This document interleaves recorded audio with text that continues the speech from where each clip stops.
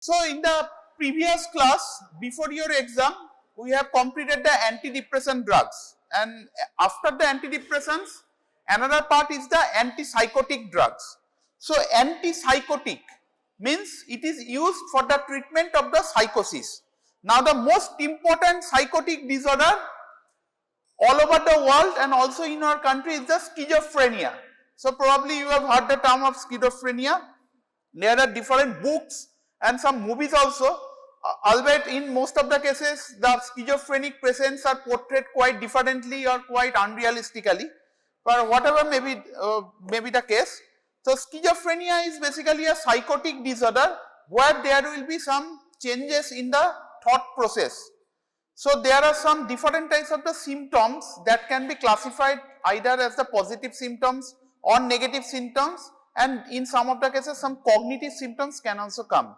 So positive symptoms means there will be the most common positive symptom is the auditory hallucination. The patient will tell that someone is whispering something in his or her ear. So that may happen, auditory hallucination, or some discussions about that patient is happening. So that patient is the third person, two persons are discussing about him or her in his ear. So this is most common symptoms of the most common positive symptoms of the schizophrenia. Apart from this, there may be some thought alienation, there may be some other problems. These positive symptoms are easier to treat, but the most problem is the negative symptoms. Negative means there are some deficit or the absence of something. The most common is the anhedonia, that is absence of pleasure from anything. So like this, there will be some depression like symptoms, there are some insomnia. So these are the negative symptoms, and apart from this there may be some cognitive decline also. So the main purpose of the schizophrenia or some schizophrenia like disease, so there may be some schizophrenia like disease like schizoaffective disorder or different other bipolar disorder are there, bipolar disorder with psychotic component are there, which have to be treated with the antipsychotic medicines, or in some cases antipsychotic medicines with the combination of the antidepressant medications. In some of the cases with the combinations of the anti-manic medications. We will come to this anti-manic after this. So these combinations is needed because all the patients of these are different, and different patients usually present differently with the schizophrenia. In nutshell, there are thus antipsychotic drugs can be divided into two generations, remember, first generation and second generation. In very easier terms, the first generation antipsychotics, the most common adverse effect is the extrapyramidal symptoms. Extrapyramidal symptoms, that means there will be some extrapyramidal signs and symptoms, some inner activity, that is involuntary activity of the patients, that is quite troublesome for the patient. That's why the first generation antipsychotic agents, it is not now the first line agent for the treatment of schizophrenia or schizophrenia like illness. Usually we use the second generation antipsychotic agents apart from one drug, that is the Clozapine. We will come to this. So the second generation antipsychotic agents are known as the atypical antipsychotic agents, and now in all of the world these second generation antipsychotic agents are the drug of choice for the treatment of schizophrenia. In some of the schizophrenic patients are refractory to either first generation or second generation antipsychotic agents. In those cases we have to use a specific second generation antipsychotic agent, the name is Clozapine. So Clozapine is a drug, second generation antipsychotic agent, that is used mainly for the treatment of refractory schizophrenia. Now the main basis of the schizophrenia is there will be some dopamine hyperactivity in the neurotransmitter area, mostly in the mesolimbic area of the brain, mesolimbic site. Okay. So in the antidepressant, what we have seen, so in the antidepressants mainly act by increasing the neurotransmitter availability in the cleft, the neuromuscular cleft. This is just the opposite. In the schizophrenia, in most of the cases there will be dopamine hyperactivity. So we have to decrease the dopamine actions, and this can be done by the dopamine blockade, dopamine receptor blockade. So most of the antipsychotic agents, the common mechanism action is the dopamine receptor blockade, D2 receptor blockade. Now this D2 receptor blockade, obviously like the antidepressants, varies from one agent to another agent. Some agents are more blocking the D2 receptors, some are lesser blocking the D2 receptors. But this first generation antipsychotic agents with D2 receptor blockade ultimately leads to these extrapyramidal symptoms. We will come to this.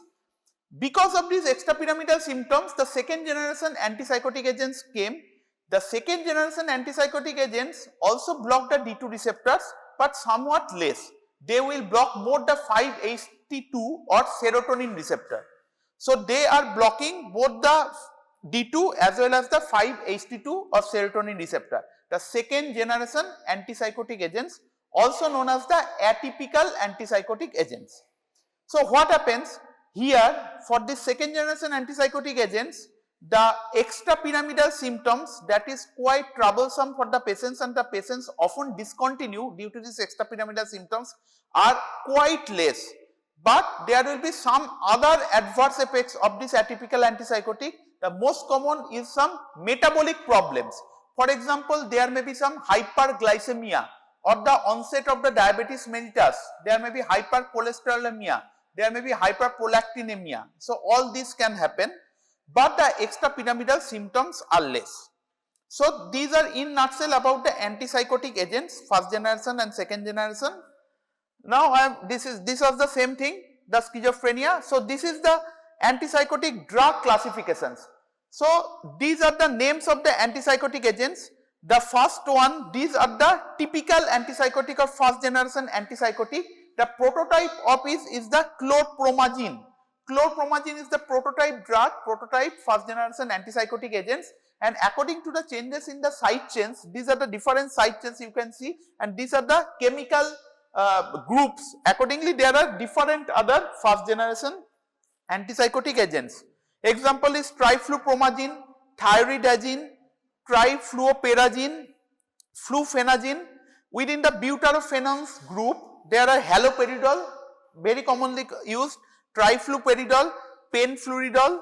Within the thioxanthines, flupentixol, pimozide, loxapine, etc. there. So these are the first generation or typical antipsychotic agents what I am just discussing, and these are the atypical antipsychotic agents, of which the prototype is the clozapine, but this clozapine is usually not used first because there are some side effects. The most important side effects, adverse effects, very important for your exam also, is the agranulocytosis. So when the clozapine is given, there will be chances of agranulocytosis, the most common adverse effect of clozapine.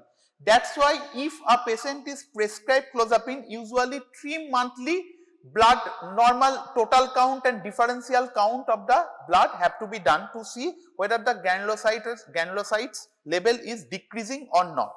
So that's why apart from the clozapine, the other atypical antipsychotic agents like risperidone, olanzapine, quetiapine, aripiprazole, ziprasidone, amisulpiride, zotapine, these drugs, these atypical antipsychotic agents or second generation antipsychotic agents are now used as the first line treatment for the schizophrenia. So antipsychotic agents, what I am discussing, the first generation, also known as the low potency or high potency, it can be changes. These antipsychotic agents, another name is the neuroleptic. So some it may be called as the neuroleptic drugs also. Conventional, typical, traditional antipsychotics, these are all similar. So you can be asked in the exams like first generation antipsychotic or conventional antipsychotic or typical antipsychotic, all these are the similar. Okay. So the main thing is the competitive blocking of the dopamine D2 receptor, what I am telling. So this is the common mechanism of actions, competitive blockage of the D2 receptors.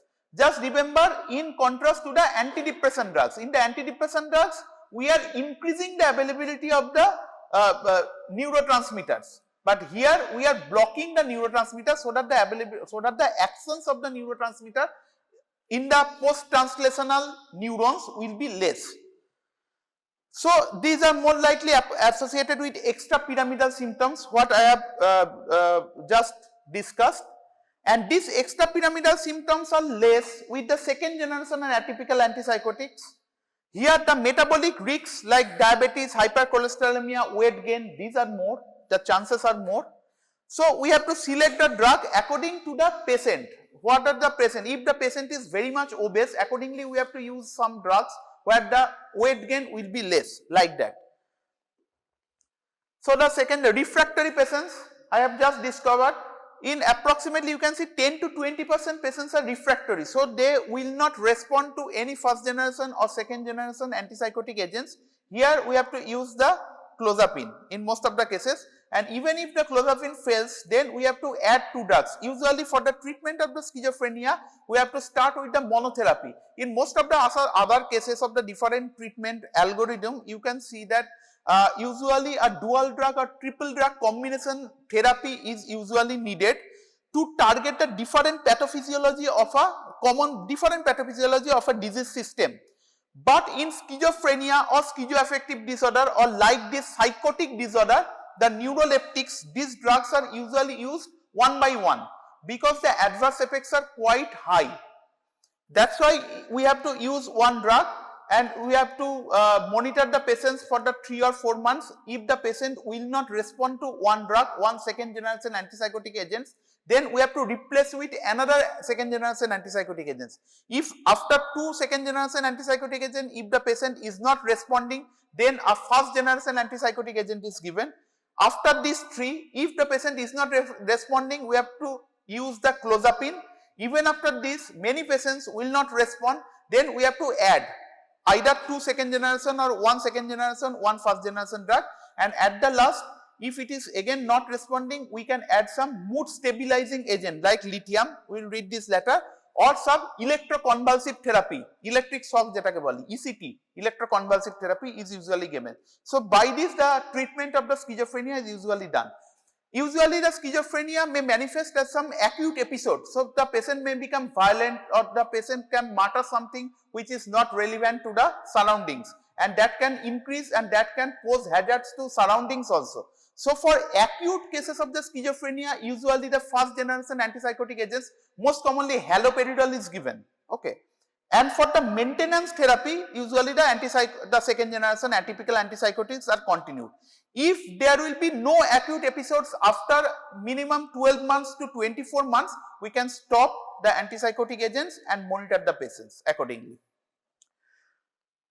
So the mechanism of action, the same thing, dopamine antagonism and serotonin receptor blocking action. D2 receptor blockade, 5-HT receptor blockade.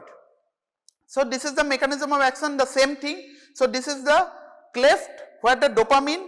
So if we are using the antipsychotic agents, it will block the dopamine receptors, and the normal dopamine, which is the normal agonist, cannot attach with this, and ultimately dopamine receptor blockade happens. And there are different drugs that can act on these different receptors differently. For example, risperidone, very commonly used antipsychotic agents, that blocks 5-HT2A receptors to a greater extent than it does D2 receptor. Also olanzapine does this. This is more or less similar for all the atypical antipsychotic agents.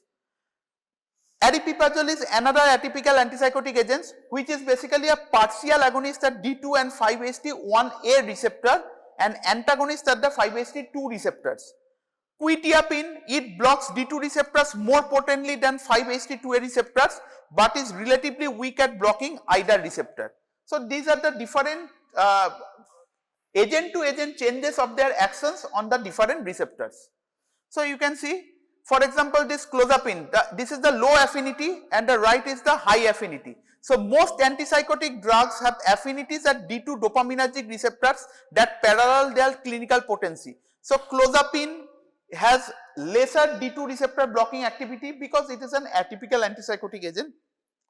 Chlorpromazine and haloperidol, these are the typical antipsychotic agents. That's why they have more D2 receptor blocking activity. And this with increased D2 receptor blocking also parallels with increased extrapyramidal symptoms. And here you can see relative affinities at the D1 receptors. So Clozapine differs from the typical antipsychotic drugs in having a similar affinity for both D1 and D2 dopaminergic receptors. So Clozapine is somewhat different from all the, not only the typical but other atypical agents also. That's why it is a reserved drug. So actions of the antipsychotics, the clinical effects, appear reflect a blockade at the dopamine and serotonin receptors. So this clinical effects happens due to the blockade. Many of the agents also block the other receptors like that of the antidepressant drugs. So they can block, some drugs can block the cholinergic receptor, adrenergic receptor, histaminergic receptors, and accordingly the adverse effects happens. The undesirable side effects happens. So you can see these are the antipsychotic drugs, these are the different receptors. But there are some drugs which are very much propensity to block the specific receptors. For example, thyroidazine and chlorpromazine, these two very well block the cholinergic or muscarinic receptors. That's why anticholinergic symptoms will be more with these agents. Chlorpromazine also blocks the alpha adrenergic receptor. So alpha blocking activity happens. Antipsychotic drugs all but particularly haloperidol, fluphenazine and thiothiazanthine blocks the dopamine receptors, obviously the typical ones. Risperidone, clozapine mainly blocks the serotonin receptor. Chlorpromazine, olanzapine also blocks the histaminic receptors, H1 receptors. The same thing, the different receptors are blocked. So the actions of the antipsychotics, so the main action is the antipsychotic effects, the positive symptoms, negative symptoms already we have discussed. So negative symptoms means there will be blunted affect, apathy, impaired attention means. Many second generation agents such as clozapine can ameliorate the negative symptoms to some extent because it is always difficult to treat the negative symptoms. Extrapyramidal effects, what we are discussing. So there may be different types of the dystonias, that is the tone of the muscles becomes dismal, that is it is known as the dystonia.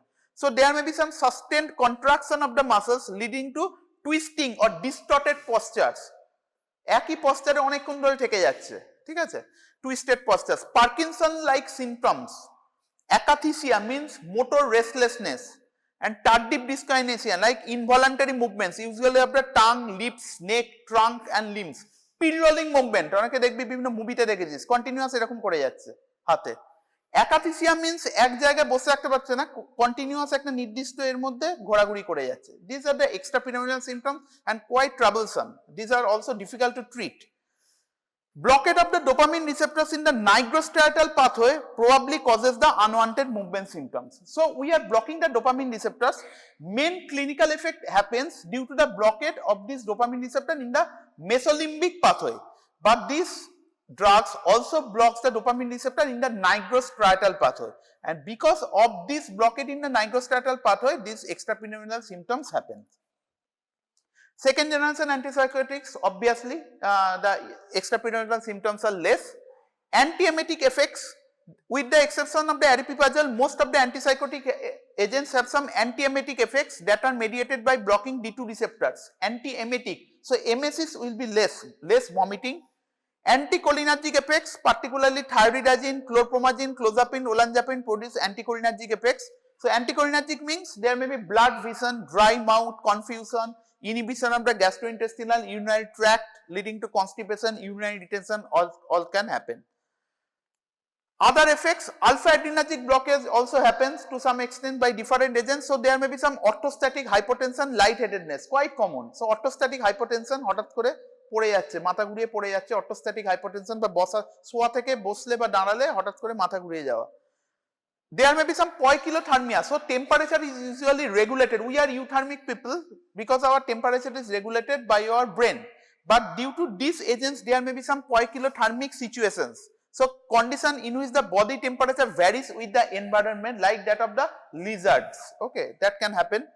In pituitary, it blocks D2 receptors, so there may be increase in prolactin release. So hyperprolactinemia. So increased prolactin release can lead to some infertility. There may be some problems in the conception that may happen.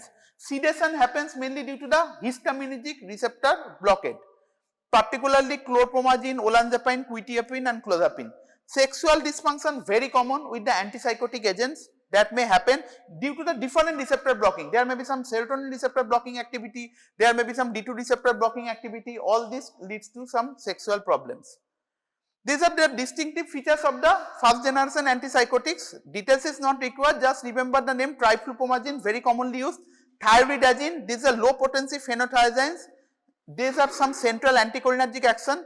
Trifluperagine and fluphenazine, these are the high potency. So this potency is needed when there will be some acute symptoms, and according to the acuteness, ultimately what agent is to be given is determined. Haloperidol, this is a potent antipsychotic, very commonly used nowadays. The preferred drug for acute schizophrenia. Huntington's disease is another disease, CNS disease. Gilles de la Tourette syndrome. Tourette syndrome is another postural related, tone related disorder that can happen. Penfluidol is another disease. So details does require, you have to remember the names. Okay. Now atypical or second generation antipsychotics. So within the antipsychotics already we have seen the second generation and atypical, these are the important agents, and this is also important. So different questions are quite very common with this atypical antipsychotics. Short notes can come, individual agents can come, different other questions can be asked in the viva as well as the theory. So atypical antipsychotics already we have discussed, already we know that the atypical antipsychotics there will be somewhat lesser D2 receptor blockade, somewhat more 5-HT receptor blockade. So these are the newer agents, more 5-HT, the most commonly 5-HT2 antagonistic actions. Here the main differentiating factor, the extrapyramidal symptoms are less, but the metabolic symptoms are the more, metabolic adverse effects are the more.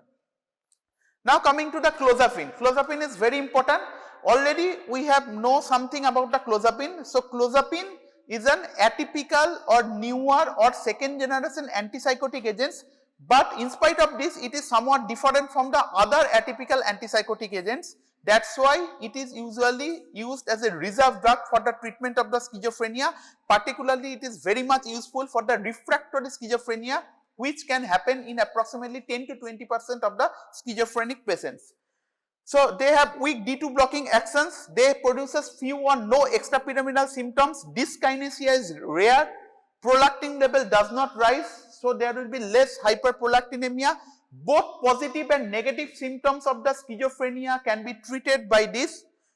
In fact, it is the most effective drug for refractory schizophrenia. There may be some relative selectivity for D4 receptors also, because these D4 receptors are spots in the basal ganglia. That's why the basal ganglia dopamine receptor blockade will be less. And additional 5-HT2 as well as some alpha adrenergic blockade. Already we have seen the alpha adrenergic blockade property is seen with the clozapine. So there may be some postural hypotension.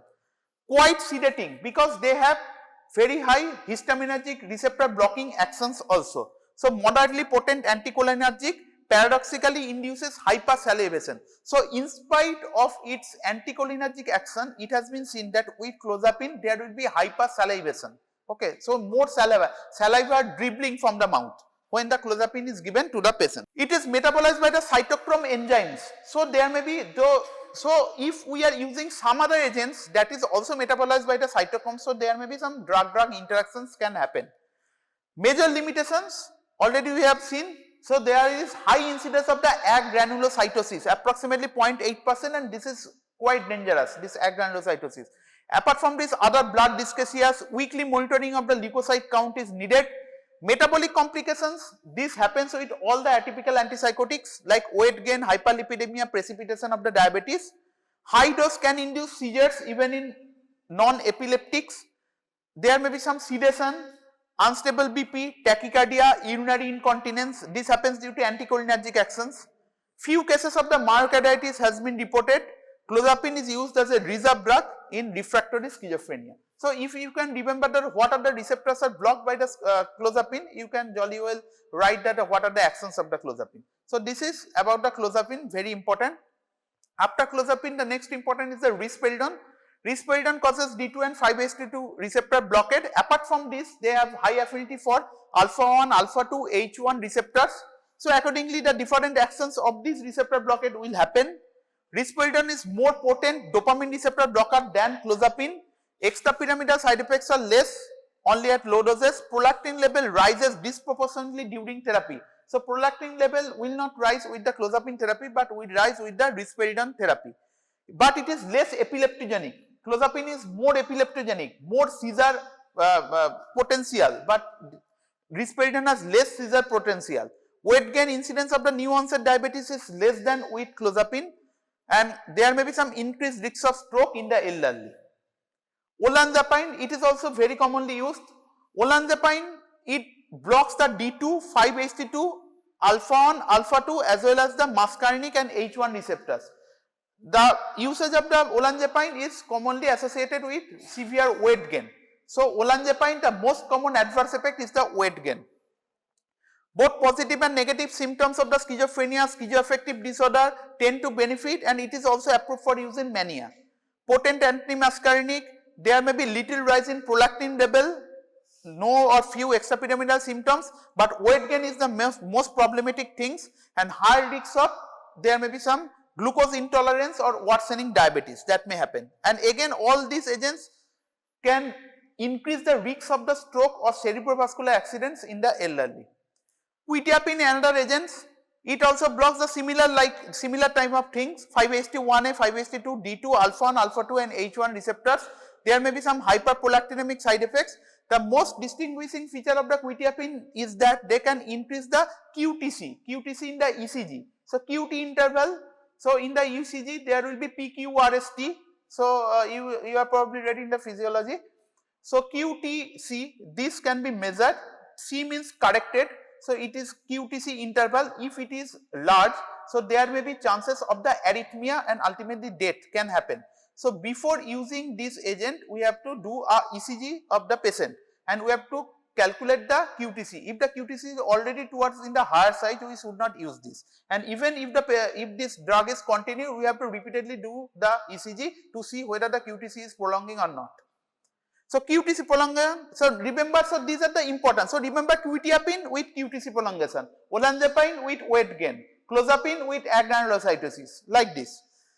So, it is efficacious in acute mania as well as bipolar depression because it is frequently selected for maintenance therapy or same thing. Aripiprazole is somewhat different from others because it is a partial agonist. Partial agonist at D2 and 5-HT1A receptor, but antagonist at the 5-HT2 receptors. So, it is partial agonist to some receptors and antagonist at the 5-HT2 receptor. Otherwise, more or less similar. One thing is it is not sedating, may even cause insomnia. So, most of the antipsychotic drugs are sedating, but it may cause the insomnia. So, this you have to remember. Again, this aripiprazole can also prolong the QTC interval, but not to the extent of the quetiapine. Again, we have to do the ECG for this treatment, and it is long acting. So, dose adjustments should be done after 2 weeks treatment. Indicated is schizophrenia, mania and bipolar illness. Ziprasidone, these are the newer ones, combine D2 and 5-HT2A, 2C, H1, alpha 1 blocking activity, antagonistic action at the 5-HT1D and agonist activity at the 5-HT1A receptors. So, you can see that there are different agents in the antidepressant chapter as well as the antipsychotic agent chapter also. Some drugs are partial agonist or agonist to some receptors as well as antagonist to some receptors. So, this can be asked in the questions also. They'll give some examples of the drugs that is agonist to some receptors, antagonist to some receptors, or partial agonist to some receptors, antagonist to some receptor. So, most of these drugs are under the either antidepressants or antipsychotics. Okay. So, otherwise these are more or less similar, details is not required. Amisulpiride, again it is a high affinity for D2, D3 receptor, low affinity for 5-HT receptor. Here there are antidepressant properties. So, if there is some psychosis associated with depression, we can use the amisulpiride. It is also commonly used nowadays. It is not a sedative. Again, here is also QT prolongation seen, but it is less. Just you have to remember QT prolongation can happen, antidepressant property is there with the amisulpiride. Zotapine, this is another newer one, dopamine, D2, D1, 5-HT2, alpha adrenergic histamine receptors. Apart from this, there is another addition, it also inhibits the noradrenaline reuptake. Okay. So, it is also noradrenaline reuptake inhibitor. Otherwise, this is more or less similar, the similar types of the indications like that of the others, zotapine is used. So, the adverse effects of the antipsychotic agents already we have discussed. This is also very important because the adverse effects are quite high for the antipsychotic agents. Within the CNS, there may be some drowsiness, lethargy, mental confusion, more with the typical ones or the first generation ones, less with the atypical ones. Tolerance to sedative effect may develop. If the patient continues this for the long period of time, ultimately the sedative action will diminish. Other side effects are increased appetite and weight gain. Aggravation of seizures in epileptics, already we have seen. Non-epileptics may develop seizures with high doses of the some antipsychotics like clozapine and olanzapine. So there may be some epileptogenic potentials that may happen with the CNS. With the cardiovascular fronts, already we have seen that they are blocking the different receptors. That's why there may be very common postural hypotension may happen, palpitation may happen, inhibition of the ejaculation. Already we have seen some sexual problems are quite common with this. These are all due to the alpha adrenergic blockade. More common with low potency phenothiazines. QT prolongation cardiac arrhythmia, already we have seen quetiapine is the prototype or the basic where the most QT prolongation is seen. Excess cardiovascular mortality has been attributed to antipsychotic drug therapy. So this is the problem. It has been seen in different trials that with antipsychotic therapy, particularly in elderly, there will be more chances of the cerebrovascular accident, stroke as well as the mortality. But in spite of this, for the treatment of the schizophrenia, this is the only agent we have to use. Anticholinergic agents, already you have seen the same things: dry mouth, blurring of vision, constipation, urinary retention in elderly males. Absent in hypotensive agents, dry mouth, constipation is common with olanzapine. Clozapine induced hypersalivation, already we have seen. So remember anticholinergic effects, CVS effects, CNS effects, endocrine effects, already you have seen with mainly with the atypical ones. There may be some increased prolactin level, increased sugar level, there may be precipitation of the diabetes, there may be increased cholesterol level, triglyceride level, hypercholesterolemia, all can happen. Amenorrhea, infertility, galactorrhea, gynecomastia, all these can happen due to the increased prolactin level. So the problems with the conception can happen. This is very common with antipsychotic agents. Metabolic effects, already we have seen the elevation of the blood sugar, triglyceride, already we have seen the similar thing. Extrapyramidal disturbances, we have already discussed. So these are the major dose limiting side effects. So extrapyramidal symptoms with the antipsychotics itself can come as a short note, or it can be easily asked, quite commonly asked. Okay. So these are the major dose limiting side effects, major side effects for the first generation agents. More prominent with first generation agents like fluphenazine, haloperidol, pimozide, etc. Less with thyroxine, clozapine, with other atypical ones. The extrapyramidal effects may be different types, already you have seen, like Parkinsonism. So Parkinsonism, extrapyramidal symptoms, drug induced Parkinsonism can happen with this. Rabbit syndrome is perioral tremors. So perioral, so around the oral there will be some tremors, continuous tremor may happen. This is known as a rabbit syndrome. Acute muscular dystonia, already you have seen, bizarre muscle spasms, mostly involving linguofacial muscles. Linguofacial muscles that happens, acute muscular dystonia. Akathisia, what I have discussed, the restlessness, feeling of discomfort, apparent agitation manifesting as a compelling desire to move about but without anxiety, compelling. The patient is compelled to move about without sitting or something, and this is continuous.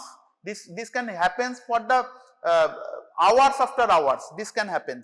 So this is akathisia. Malignant neuroleptic syndrome, this is life threatening. Okay. Marked rigidity, immobility, tremor, hyperthermia, because poikilothermia happens, so there may be increased temperature. Semi-consciousness, the patient can go into the coma also. Fluctuating blood pressure and heart rate. There may be myoglobin is coming out in the blood and also in the urine. So there may be some renal failure also. This is known as the malignant neuroleptic syndrome that can happen. Malignant neuroleptic syndrome can happen with the antipsychotic agents. So what is the treatment of the malignant neuroleptic syndrome? So one drug you have read in the, I have also taken class, the muscle relaxant. So dantrolene is a drug you have probably.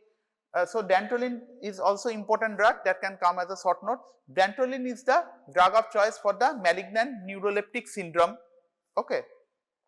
Tardive dyskinesia occurs late in therapy. Purposeless involuntary facial and limb movements, already we have discussed, like constant chewing, pouting, puffing of the cheeks, lip licking, chorioattitoid movements, and this happens continuously for hours and hours. This is tardive dyskinesia. Hypersensitivity reactions may happen, but this is not dose related. Cholestatic jaundice, skin rashes, agranulocytosis, microarthritis with clozapine, already we have discussed. So these are the adverse effects most commonly uses. So what are the antipsychotic agents? Already we have seen schizophrenia, this is the main indication. The antipsychotics are used primarily in functional psychosis.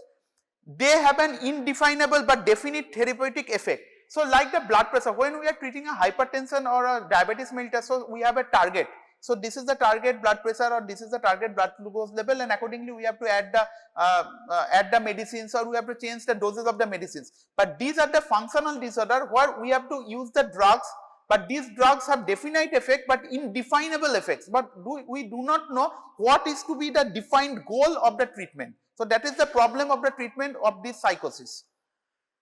Control positive better than negative symptoms always.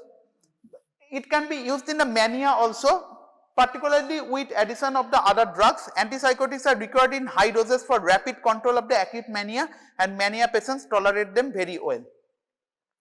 Dose of the antipsychotics have to be individualized. See, it is very different from one patient to another patient. In chronic schizophrenia, maximal therapeutic effect, minimum 2 to 4 months therapy is needed. Otherwise, there will be no clinical efficacy seen.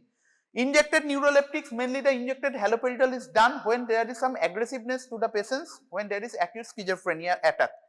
In depressed psychosis, so psychosis with some depression component, we have to add some antidepressant agent with the antipsychotic agents. Most commonly a tricyclic antidepressant or selective serotonin reuptake inhibitor is added with the antipsychotic agents. Okay. So this is the mode of the treatment by which different mental disorders are treated, because in different patients, some patients have, there will be no definite you can say diagnosis of all the patients, that this patient is only schizophrenia. So there may be some component of the schizophrenia, some component of mania, maybe they are in some point of time, some component of the depression may be in point of time, and accordingly the drugs have to be added and drugs have to be used. Anxiety in some of the cases, mainly in the psychotic patients, when there is more anxiety, we can use as anti-emetics in some of the cases can be used. Injectable, intractable hiccup. So there may be some hiccup continuously occurring, or skeletal muscle spasm, alcoholic hallucinosis. So severe alcohol and intake or in chronic alcoholism, there may be some hallucinosis. In those cases, Huntington's disease, these are the CNS diseases, genetic disease, Tourette syndrome already we have seen. These are the rare indications where the antipsychotic agents are used. So mainly it is used in the schizophrenia or schizophrenia-like disorder. That is, there are some definitions of the schizophrenia according to the durations. If the duration is less, there may be some other disorder like schizoaffective disorder like this. So in all these cases, this drug can be used. Apart from this, some other CNS diseases are also indications of the antipsychotic drug use. So thank you. This is about the antipsychotic drug. Another part is the, we will discuss about the bipolar disease. So within the antipsychotic drugs, I have already given what are the important agents. So names of the antipsychotic agents, very important. What are the first generation drug name, second generation drug name. Next is the short note can come with the as first generation antipsychotic. More commonly second generation or atypical antipsychotic, very common short note. Within the second generation antipsychotic, only Clozapine very commonly comes. Apart from this, olanzapine can come, quetiapine comes because these are commonly used. Adverse effects of the antipsychotic agents, this can come as a whole, or adverse effect of the either first generation like extrapyramidal symptoms or second generation antipsychotic agents, all these can become. So if you can cover all these areas, all the questions will come. Okay. Next part is the already the antidepressant drugs we have discussed in the previous class. I have just given the overview. This is the SSRI, MAO inhibitors, next the SNRI, these are the very important atypical antidepressant drugs. So after this, the last part of this antidepressant, antipsychotic as well as the bipolar disorder is the anti-manic drugs or mood stabilizer. These are also known as the mood stabilizing agents. These are short area.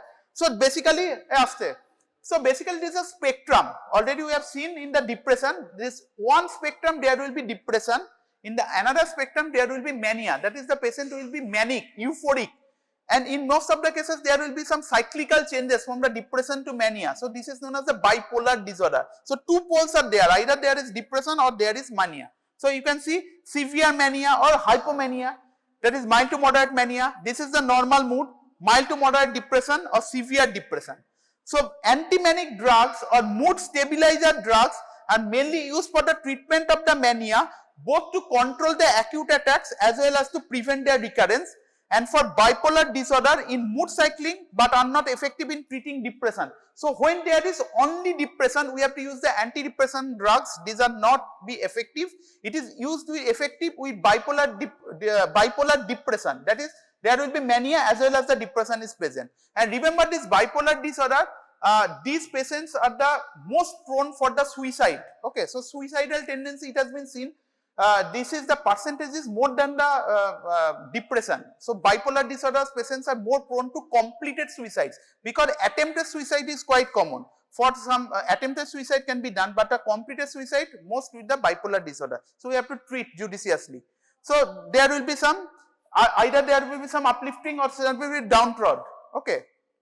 So antimanic drugs, within the antimanic drugs the most important is the lithium salt, lithium carbonate. Apart from this, some anticonvulsant agents like carbamazepine, valproic acid and lamotrigine. These three drugs can also be used as a treatment for the bipolar disorder. Atypical antipsychotics, just we have read olanzapine, risperidone and clozapine. This can also be used as a treatment, as well as some benzodiazepines. Okay. So all these drugs are used for the treatment of the mania as well as the bipolar disorder. That's why these are known as the antimanic drugs. So when we have asked what are the antimanic drugs, just don't stop after telling only the lithium. So after lithium, now in fact after lithium we have to use more of these anticonvulsant agents or antipsychotic agents. Okay. So lithium is very important for your exams also. Different this can come as a short note, part of a long question and also asked in the viva. So lithium ion is the oldest and the best known mood stabilizing drug. Lithium salt mostly we are using now is the lithium carbonate. Also lithium citrate is available in some parts of the world. 60 to 80% success in reducing acute manic and hypomanic states, and it reduces the risk of suicide related to bipolar disorder. What I am telling. So it has been proven that if we are using the lithium, the risk of suicide is less.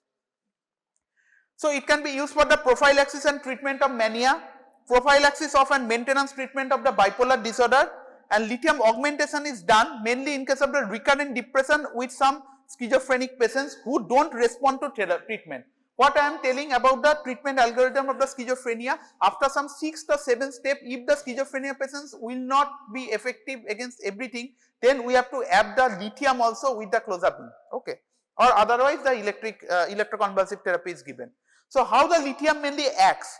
Lithium mainly acts at the neurotransmitter level. So when we are using the lithium carbonate receptor, there may be some post-translational receptor modifications, you know. There may be some IP3, so inositol phosphate formation as well as the CAMP formation, cyclic AMP formation. So lithium carbonate mainly blocks this post-receptor modification.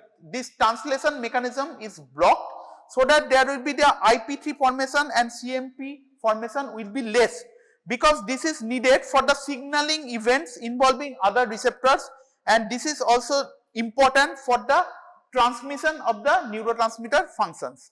So you can see effect of the lithium on the IP3 and DAG second messenger system. So it acts at the second messenger level.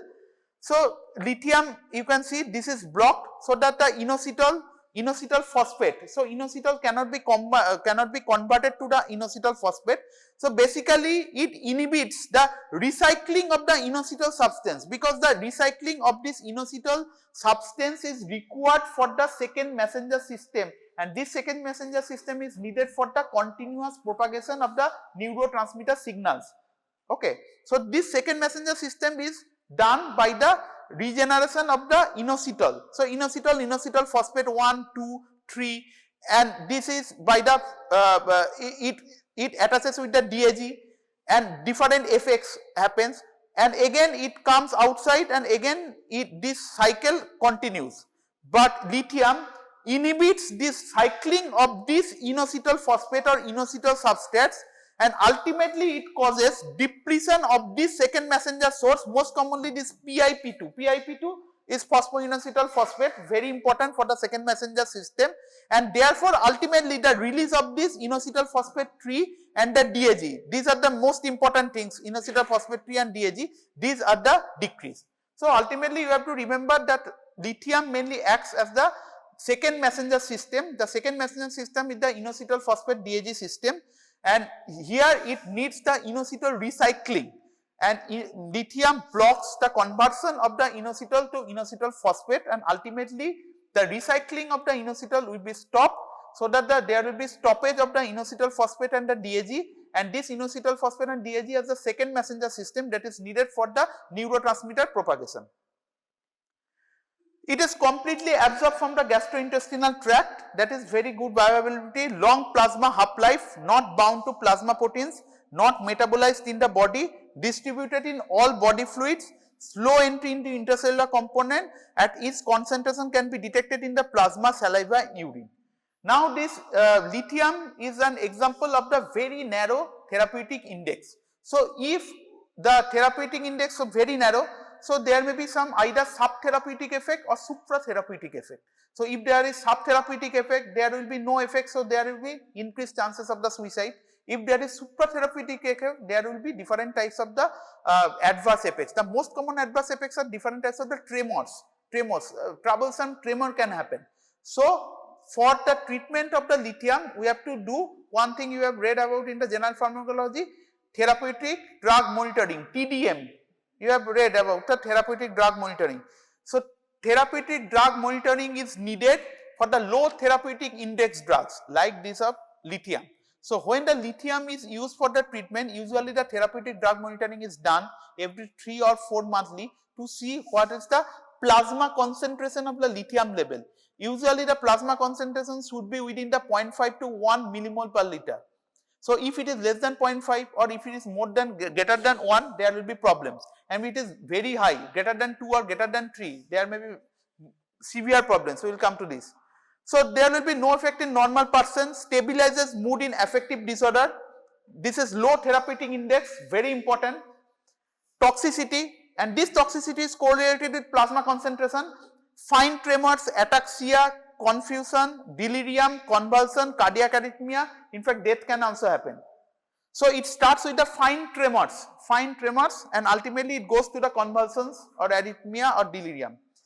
Treatment should be under normal sodium intake and normal cardiac and renal function. So lithium ion is more or less like the sodium. You have read in the chemistry like lithium sodium goes side by side in the periodic table. So if there is some patient is the sodium deplete patients, so there may be some problems. So hyponatremia, the lithium will takes the place of the sodium and there will be problem. So sodium level have to be checked before the lithium therapy.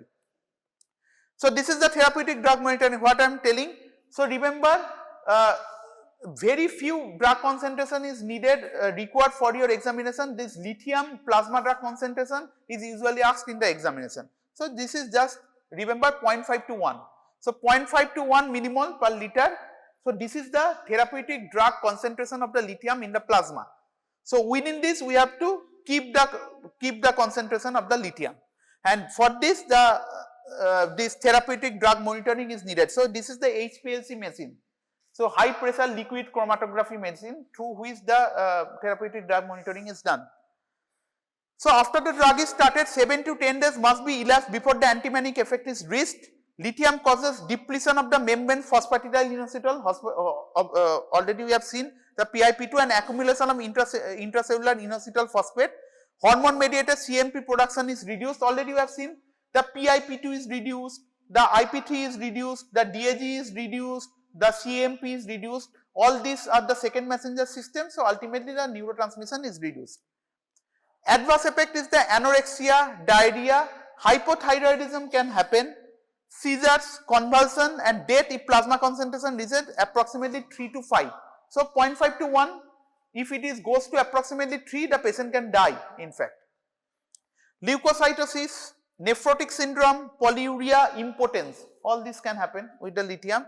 This is basically a toxic drug. So we have to finely modulate, finely tune the concentration of the lithium by doing the therapeutic drug monitoring and also checking what the patient is taking the other drugs, because there may be some drug-drug interactions that can increase or decrease the level of the lithium.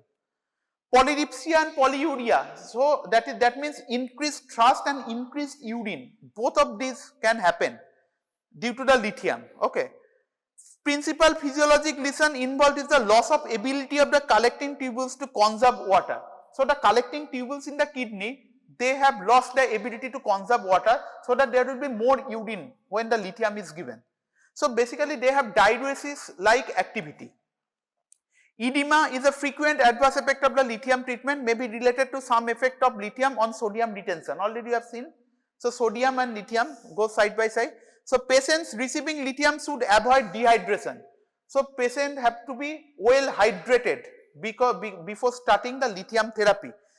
and the associated increased concentration of the lithium in urine. Periodic test of the renal concentrating ability should be performed to detect changes.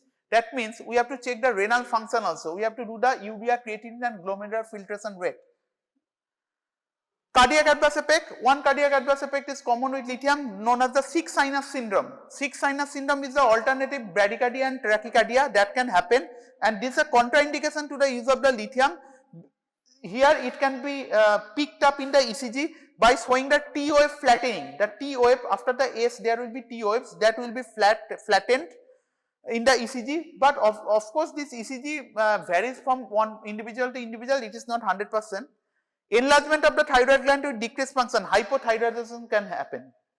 So the adverse effect of the lithium is also very common questions, okay. So different adverse effects can happen with the lithium. Use during pregnancy. So lithium is transferred to nursing infants through breast milk, in which it has a concentration about 1/3 to 1/2 that of the serum. So lithium toxicity in newborn is manifested by lethargy, cyanosis, poor suckling and perhaps hepatomegaly. So that is the problem. So the issue of dysmorphogenesis is not settled, but the most recent data suggests that lithium carries a relatively low risk of teratogenic effects. Why this is important? Because lithium, if it is continuing in a bipolar disorder patient, we cannot suddenly stop this, because that will lead to suicide precipitation. And if there is female, and if the female is pregnant, so there will be is a two-edged sword. So we have to take the judicious decision whether to continue the lithium or not, because it has been seen that there are some effects of the lithium on the baby. There will be some teratogenicity, but that teratogenicity is not much larger. So we can compromise if the patient is more, there is more tendency of the suicide, we can compromise this. That's why this is important. That's why this is important. Okay. Drug interactions, again drug interactions may happen. Mostly the different types of the thiazide diuretic. Usually when we are using the lithium, we have to keep hold of the thiazide diuretics, because the renal clearance of the lithium is reduced about 25% by thiazide diuretics. Similar reduction in lithium clearance has been noted with several of the NSAIDs, that is pain killing medication, non-steroidal anti-inflammatory drugs like ibuprofen, indomethacin. So this interaction has not been reported for aspirin or acetaminophen. So we have to keep judicious use of the diuretics, mainly the thiazide diuretic, mainly the NSAIDs, non-steroidal anti-inflammatory drugs.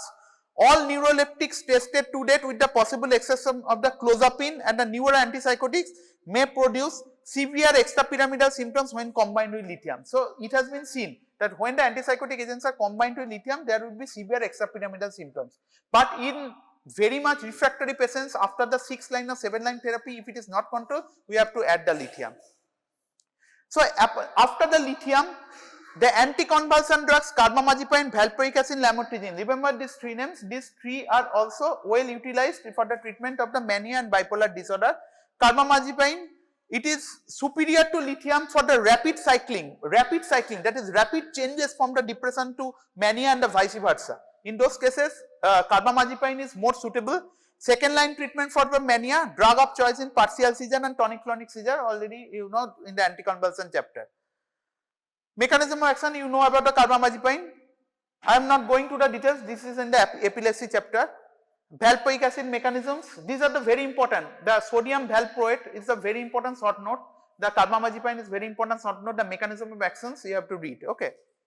Valproic acid, it is effective in patients. In fact, valproic acid is now used as a first line in comparison to the lithium because of the adverse effect of the lithium. Preferred over lithium for initial therapy, but lithium is still preferred for maintenance treatment. So after the initial control of the symptoms, then we have to continue with the lithium and we have to do the therapeutic drug monitoring. So combination of valproic acid with other psychotropic medicines likely to be used for the management of either bipolar disorder or the mania. Ultimately we can combine the lithium and valproic acid also in some of the cases. Lamotrigine very commonly used nowadays. Lamotrigine, because the adverse effects are less with the lamotrigine. Anticonvulsant used in the epilepsy and bipolar disorder. Mood stabilizer with lithium, it can be used. It is most effective in the treatment and prophylaxis of the bipolar depression. So in the bipolar disorder where the depression part is more, where we can use this lamotrigine. So lamotrigine mechanism of action, this is also in the epilepsy chapter, you have to read about this. Pharmacokinetic the same thing. Side effects, lamotrigine. So lamotrigine can be associated with the Stevens-Johnson syndrome. You have probably read about this. So Stevens-Johnson syndrome is a Frierson syndrome, may happen. There is a skin problems that can lead to death also with some of the drugs. One of the drug is the lamotrigine. This is adverse effect is very less, but in some of the cases the Stevens-Johnson syndrome and toxic epidermal necrolysis can happen. And it also binds to melanin containing tissues such as iris of the eye. So it can bind with the iris of the eye, lamotrigine. So some tidbits about this. Atypical antipsychotics already we have discussed the same thing. The risperidone, olanzapine and clozapine. Remember, these three antipsychotic drugs can be used for the treatment of the bipolar disorder as well as the mania. So when you are asked about this, about the treatment of this, you have to tell the lithium as well as these anti-epileptic drugs as well as the antipsychotic drugs. So mechanism of actions already we have discussed. And in acute mania, if the patient is not controlled, like that of the aggressiveness, we have to use the benzodiazepines. Okay, diazepam, mania. So thank you. So this is all about the antidepressants, antipsychotics, and the drugs used for the mania as well as the bipolar disorder.